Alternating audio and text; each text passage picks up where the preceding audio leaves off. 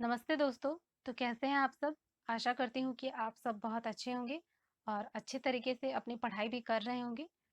तो मैं आप लोगों के लिए जो करंट अफेयर्स का सीरीज़ लेके आई हूँ, उसमें आज हम लोग 26 अगस्त के जो भी इम्पोर्टेंट करंट अफेयर्स होंगे, उसको पढ़ेंगे और इससे रिलेटेड जो भी इम्पोर्टेंट फैक्ट्स होंगे, उसको भी डिस्कस करेंगे। तो फर्स्ट क्वेश्चन है आप लोगों के सामने, एक बुक के बारे बताया गया है। गैस्ट्रिक कैंसर बुक किसने लिखा है? तो इसका सी आंसर सही है, डॉक्टर अशोक के वैद्य। तो दोस्तों इस बुक में बात की जा रही है कैंसर के बारे में और इस बुक को जो है हमारे जो केंद्रीय मंत्री हैं जितेंद्र सिंह, इनके द्वारा एक वर्चुअली सम्मेलन उसके दौरान लॉन्च किया गया और यह पुस्तक जो है स्प्रिंगर हेल्थ केयर एजुकेशन इसके द्वारा प्रकाशित किया गया। दोस्तों अगर बात करें डॉक्टर अशोक के बारे में तो वे एक प्रसिद्ध चिकित्सक हैं और उन्हें 2009 में चिकित्सा के क्षेत्र में उत्कृष्ट कार्य के लिए पद्मश्री भी मिल चुका है। सेकंड क्वेश्चन है आप लोग के सामने, इसमें नदी रोपवे के बारे में बात की जा रही है। किस राज्य में सबसे लंबे नदी रोपवे का उद्घाटन हुआ? तो इसका बी आंसर सही है, असम। तो दोस्तों ये जो है भारत का सबसे लंबा नदी रोपवे है और इसकी जो कुल लंबाई बताई गई है 1.8 किलोमीटर और ये ब्रह्मपुत्र नदी में बना है और इसका संचालन जो है कचहरी घाट से उत्तरी गुवाहाटी के गोविंदा मंदिर के बीच किया जाएगा। इससे जो है वहाँ की जो पर्यटन है उसको मजबूती मिलेगी।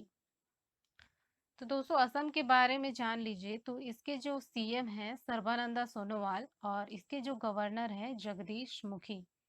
दोस्तों सीएम और गवर्नर से रिलेटेड क्वेश्चंस एग्जाम में बनते हैं, याद रखिएगा। अगर बात करें ब्रह्मपुत्र रिवर के बारे में तो ब्रह्मपुत्र रिवर जो है ये भारत की सबसे लंबी नदी है और इसकी जो लंबाई है वो है 2900 किलोमीटर और ब्रह्मपुत्र रिवर 3 देशों में बहती है, चीन, इंडिया और बांग्लादेश, और सभी जगह इसको अलग अलग नामों से भी जाना जाता है। जैसे तिब्बत में इसको सांगपो कहा जाता है, अरुणाचल प्रदेश में इसको दिहांग कहा जाता है और असम में ब्रह्मपुत्र कहा जाता है और बांग्लादेश में इसको जमुना रिवर कहा जाता है। दोस्तों इससे रिलेटेड क्वेश्चंस पास्ट में एग्जाम्स में पूछे गए हैं, तो याद रखिएगा। दोस्तों थर्ड क्वेश्चन है आप लोगों के सामने, एक ऐप के बारे बताया गया है। माई आईएएफ ऐप किसने लॉन्च की? तो इसका सी आंसर सही है, वायुसेना।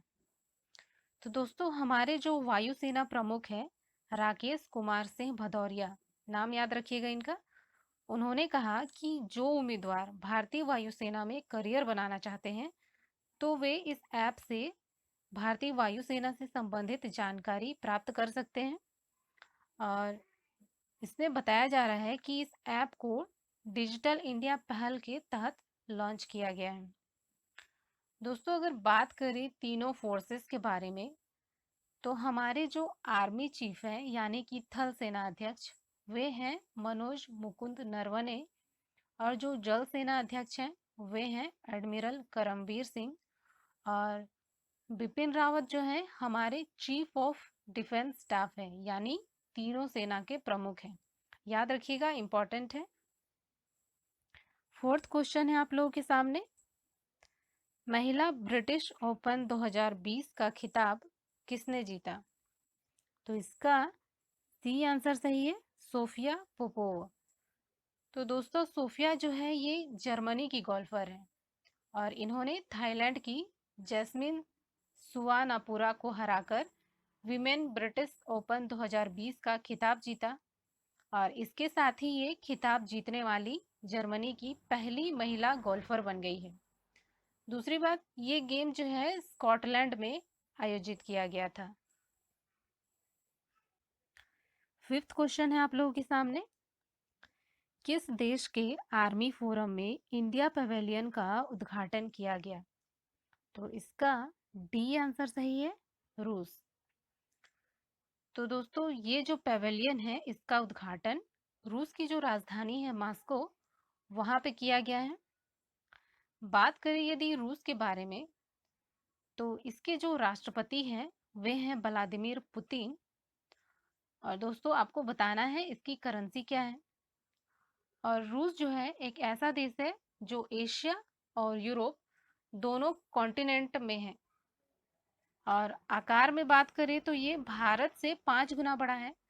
और जनसंख्या के मामले में ये विश्व में 7वें स्थान पर है। सिक्स्थ क्वेश्चन है आप लोग के सामने। इसमें एक उपग्रह के बारे में बात की जा रही है। अभी हाल ही में किस देश ने गफोन 9 उपग्रह को लॉन्च किया है? तो इसका डी आंसर सही है, चीन।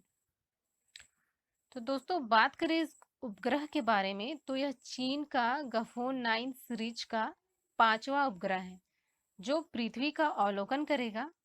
और यह एक ऑप्टिकल रिमोट सेंसिंग उपग्रह है और इसे लॉन्ग मार्च 2D वाहक रॉकेट द्वारा पृथ्वी की कक्षा में भेजा गया है।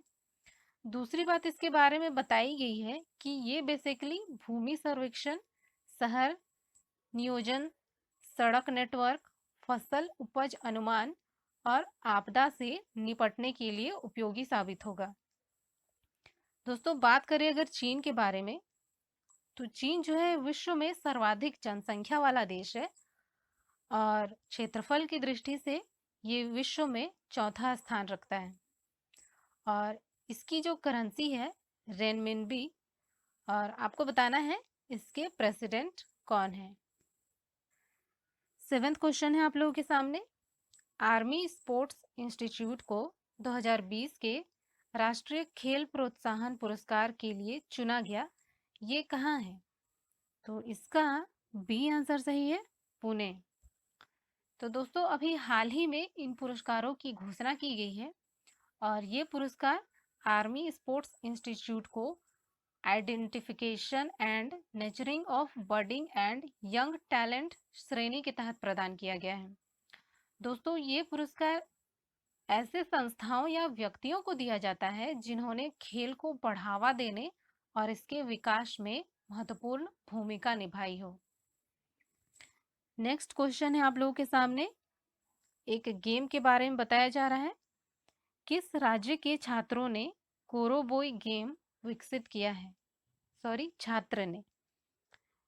तो इसका बी आंसर सही है, मणिपुर। दोस्तों बात करें यदि इस कोरोबोई गेम के बारे में तो ये कोविड-19 दिशा निर्देशों पर आधारित गेम है और इसे मणिपुर के एक छात्र हैं, 9वीं के छात्र बलदीप, इन्होंने बनाया है। बात करें यदि मणिपुर के बारे में तो दोस्तों ये हमारे देश का नॉर्थ ईस्ट का एक स्टेट है और इसकी जो राजधानी है वो है इम्फाल। और इसके सीएम हैं एन बीरेन सिंह और गवर्नर है नजमा हेपतुल्ला। दोस्तों आप लोग को बताना है इसकी भाषा क्या है। नेक्स्ट क्वेश्चन है आप लोगों के सामने। एक त्योहार के बारे में बताया जा रहा है। अभी हाल ही में नुआखाई त्योहार कहाँ मनाया गया? तो इसका बी आंसर सही है, उड़ीसा में।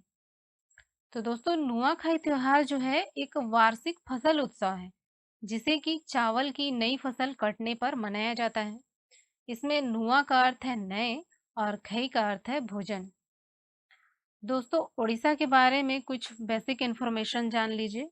तो इसकी जो राजधानी है वो है भुवनेश्वर और इसके सीएम है नवीन पटनायक और गवर्नर है गणेशी लाल। तो दोस्तों लास्ट क्वेश्चन है आप लोगों के सामने। अभी हाल ही में श्री सैलम पन बिजली संयंत्र में आग लगने से 15 लोगों की मौत हो गई। यह संयंत्र जो है किस नदी पर है? तो इसका बी आंसर सही है, कृष्णा रिवर। तो दोस्तों कृष्णा नदी पर श्री सैलम बांध आंध्र प्रदेश में है। और कृष्णा नदी के बारे में बात करें तो ये दक्षिण भारत की दूसरी सबसे लंबी नदी है और कृष्णा नदी जो है 4 राज्यों से होकर बहती है, महाराष्ट्र, कर्नाटक, तेलंगाना और आंध्र प्रदेश। और दोस्तों ये भी जान लीजिए कि दक्षिण भारत की सबसे लंबी नदी किसे कहा जाता है, तो वो है गोदावरी। दोस्तों अंत में पूछे गए सवालों का मैं जवाब बता रही हूँ। फर्स्ट क्वेश्चन मैंने पूछा था कि रूस की करेंसी क्या है, तो रूस की करेंसी है रूबल।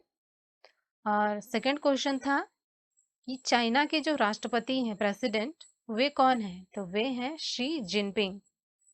और मणिपुर की भाषा क्या है, तो मणिपुर की भाषा है मणिपुरी। तो दोस्तों अगर आप लोगों को वीडियो पसंद आया हो तो चैनल को सब्सक्राइब जरूर कीजिए। और आज के लिए इतना ही। धन्यवाद।